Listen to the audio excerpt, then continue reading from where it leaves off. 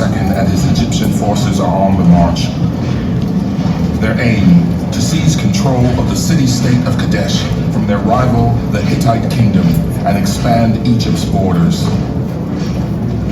The Hittite king amasses his army, a coalition of tens of thousands of fierce warriors from allied territories, and also moves toward Kadesh. Egyptian accounts say the Hittites covered the mountains and filled the valleys and were like locusts in their numbers. King Ramses is woefully outnumbered, but he is not one to back down. Among his troops are warriors from his previous conquests, Nubians, Libyans, and shared-in pirates. Just hours from their target, Ramses receives intel that the Hittites are still several days' journey away. He decides to make camp with his Amun division. His other battalions, including an elite force from Amun, are still hours away. Ramses will launch his attack once the rest of his army arrives. But his plan is soon foiled. Near camp, Ramses' guards interrogate two Hittite defectors. They reveal the Hittite army is actually in hiding just across the river. Suddenly, the Hittites' chariots smash into Ramses' raid division. In the melee, the Egyptians flee and lead the Hittites directly into the sanctuary of the Egyptian king. Ramses faces thousands of enemy charioteers. The pharaoh fights bravely, his pet lion at his side, while the Hittite king waits in safety on the other side of the river. The battle rages, and the Hittites sense victory. But Ramses' elite warriors arrive, giving their king the power to wage a counterattack. Unleashing a fury of arrows, the Egyptians force the Hittites back across the river. Ramses himself describes the scene. I made them plunge into the water like crocodiles. Those who fell down did not rise. Most of the Hittite force drown or are killed, including the king's brother. The Hittite king calls for a truce. To count the dead, Ramses' soldiers remove a hand from each fallen Hittite. And King Ramses rides away from the field of battle, declaring himself the victor. A Hittite version of the story suggests the battle was at best a draw. 17 years after the Battle of Kadesh, King Ramses signed a treaty with the Hittites. It ushered in a peace that lasted nearly a century. It is the first peace treaty recorded in history and remains the basis for treaties between nations today. King Ramses believed his victory at Kadesh was the greatest achievement of his reign. He celebrated it in extraordinary detail on temples throughout Egypt, making it the most famous battle of the ancient world. In the pharaoh's own words, I found the enemy chariots scattering before my horses. I slaughtered them at my will. Behold, I am victorious. Me alone.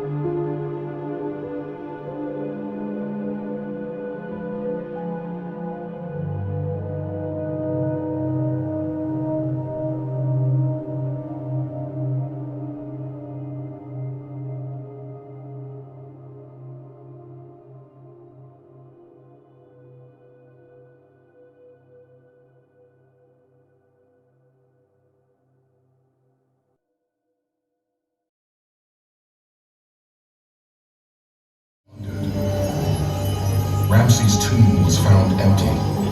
Now 3,000 years after his death, we will give him a virtual reburial using objects and items from the only intact tomb of a pharaoh, Tutankhamun's.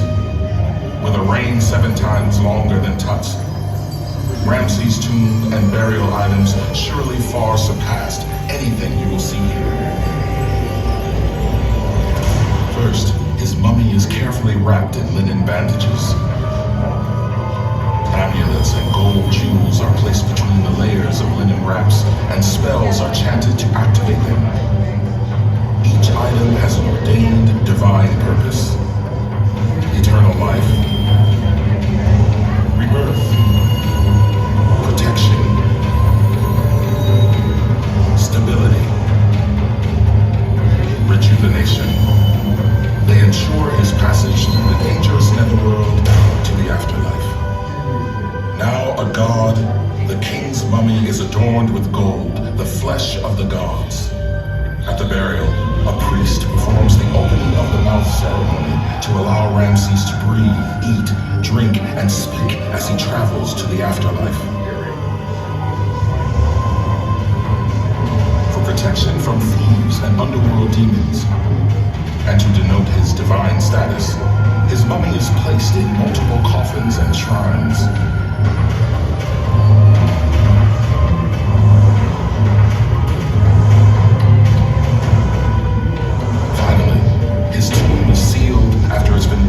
Everything a king needs for a glorious afterlife. Ramses' immortality is assured. The name of the greatest of all the pharaohs will live forever.